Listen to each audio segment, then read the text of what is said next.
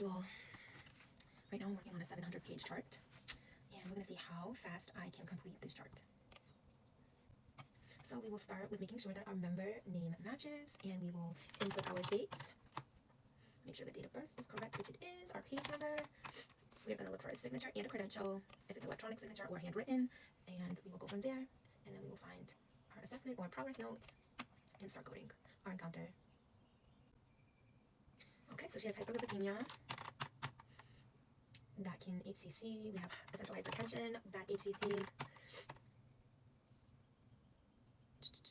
emphysema lung, let's see if there's any bronchitis, which there is, and asthma.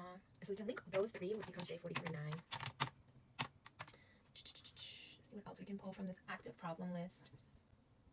We have CAD, which is I-2510. This stuff does not have HCC value, so we're not going to